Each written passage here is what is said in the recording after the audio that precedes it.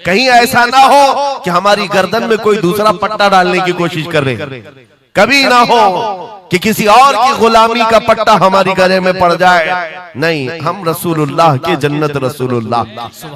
दुनिया अगर हमें पहचाने तो बेदम वारसी का वो शेर याद रखो। बेदम वारसी बड़े आशिक रसूल हैं, कहते हैं सके तैबा सब मुझे कह कर के पुकारे, बेदम यही रखियो मेरी पहचान मदीने वाले। दुआ ये करते थे कि ऐ अल्लाह, ऐ रसूल पाक, मेरी पहचान इतनी बना दे कि दुनिया मुझे तैबा का कुत्ता कहे, इसके अलावा मेरी कोई पहचान ना हो। मुझे दुनिया अगर पहचाने तो हुजूर के नाम से पहचाने। अजीज़ान गिरामी वक़ार, इतनी गैरत तो तुम्हारे अंदर आनी चाहिए कि हुजूर पाक सल्लल्लाहु तआला अलैहि वसल्लम से हमारा नाम जुड़ा हुआ है और हमें हर शय को संभाल कर रखना है। सिर्फ एक बात मैं बता दूं, बहुत सारे नौजवान मोहब्बत करते हैं हमसे, हमें पता है, बेइंतहा मोहब्बत करते हैं। किसी नौजवान को उठाकर मैं कहूं ये ले मेरा अमामा, मैं आज तुझे पहना देता हूं, खुशी से वो लेकर के जाए, जाहिर सी बात है उसके दिल में अगर मेरी मोहब्बत है तो ये अमामा पहन करके निकल जाए। मैं उससे पूछता हूं कि जब ये सर पर अमामा हो तो क्या शराब की दुकान पर खड़े हो सकते हो? क्या किसी आवारा गर्दी में जा सकते हो? सर के अमामे की कदर तुम रखे हुए बार बार दिल में ये ख्याल आएगा कि नहीं, मैं इस लिबास के साथ, इस अमामे के साथ यहाँ खड़ा रहूंगा तो दुनिया क्या सोचेगी? सिर्फ मैं तो एक निकम्मा आदमी हूं, मेरे अमामे को पहनने के बाद तुम्हारा एहसास ये हो सकता है कि मुझे ना शराब के अड्डे पर जाना होगा, ना ताश के पत्तों पर, ना ही आवारा गर्दी में, ना किसी गली कूचे में, बल्कि उसे एहतराम लाजिम होता है। मेरे अजीजों, मेरे अमामे की क्या बात, तुम्हारी गर्दन पर तो रसूलुल्लाह की निस्बत का पट्टा है। जिस जगह पर हो सिर्फ इतना ख्याल आ जाए कि मैं नबी पाक सल्लल्लाहु अलैहि वसल्लम का गुलाम हूं, कल को मेरे बदअमल किरदार से, मेरे किसी बुरे अखलाक से दुनिया हुजूर की तरफ उंगली ना उठाए, नबी पाक सल्लल्लाहु तआला अलैहि वसल्लम की तरफ उंगली ना उठाए। ये आज आपकी जरूरत है मेरे अजीजों।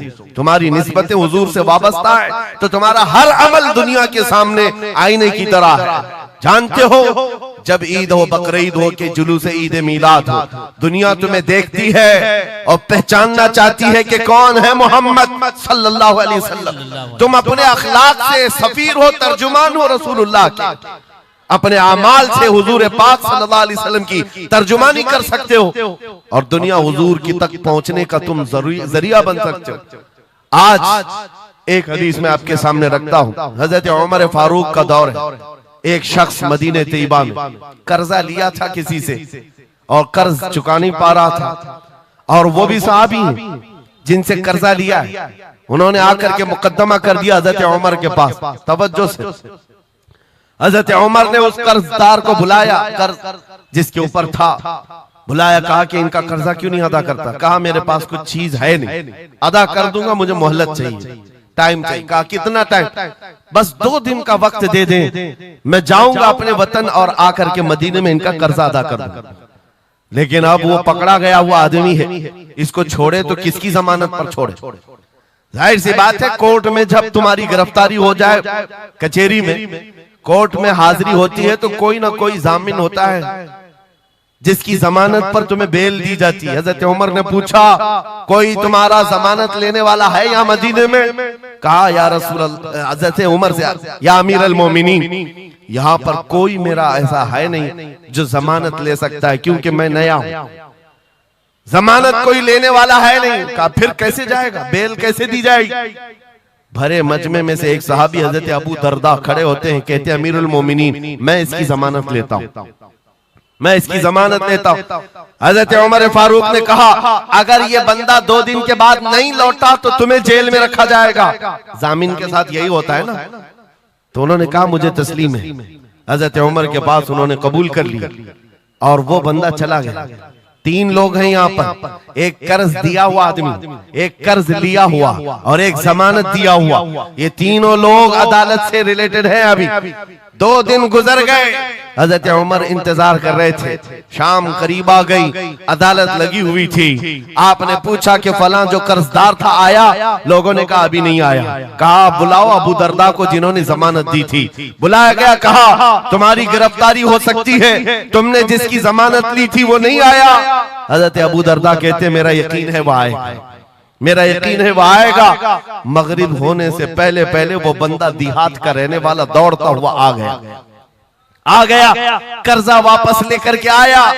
हजरत उमर के पास जब उसने रखा कि ये मेरे कर्ज की वापस मैं अमानत लेकर के आया हूं, बुलाएं उस सहाबी को जिनका कर्जा मैंने लिया था। वो सहाबी आए, कहा कि 2 दिन का ये वक्त लिया था और वापस लाकर तुम्हारा कर्जा दे दिया है। उस सहाबी ने कहा अमीरुल मोमिनीन मैं माफ करता हूं, मुझे नहीं चाहिए कर्ज, वापस नहीं चाहिए। अजीब मामला, कहा मैं माफ करता हूं। अब सुनो, हर एक से हजरत उमर ने पूछा, उस देहाती शख्स से पूछा, तीनों की जो बात है वो सबसे ज्यादा इंपॉर्टेंट है आज हमारे लिए। उस कर्जदार से पूछा तू भाग गया था, अपने घर गया था और यहाँ मदीने में कोई तुझे पहचानता नहीं था, गया था तो वापस वहीं से वहीं चला जाता कहीं तो तुझे ढूंढना मुश्किल होता। क्या बात है कि तू वापस लौट करके आया इस कर्जे को अदा करने के लिए? वो गरीब इंसान कहता है अमीरुल मोमिनीन चाहता तो मेरे पास रास्ते थे, उधर से उधर भाग जाता। मुसलमानों सुनो, जो लोग धोखाधड़ी करते हैं और लोगों के पैसे गबन करके खा करके बैठे रहते, वो एक साहबी है, गरीब है, कहते अमीरुल मोमिनीन मैं चाहता तो उधर से भाग कर चला जाता, लेकिन दिल में ये ख्याल आया कि अगर मैं चला गया तो बाद में दुनिया ये ना कहे कि मोहम्मद अरबी के गुलाम गद्दार होते, कहीं दुनिया ये ना कहे कि मोहम्मद अरबी के गुलाम धोखेबाज होते हैं। मेरे अमल से मेरे नबी की बारगाह में कोई उंगली ना उठाए, इसलिए मैं वापस आ गया। दूसरे वो सहाबी को हजरत उमर ने पूछा जिन्होंने जमानत दी थी, अबू दरदा तुम तो इसको पहचानते भी नहीं थे, तुमने जमानत क्यों दे दी? क्या यकीन था तुम्हारा कि ये आएगा?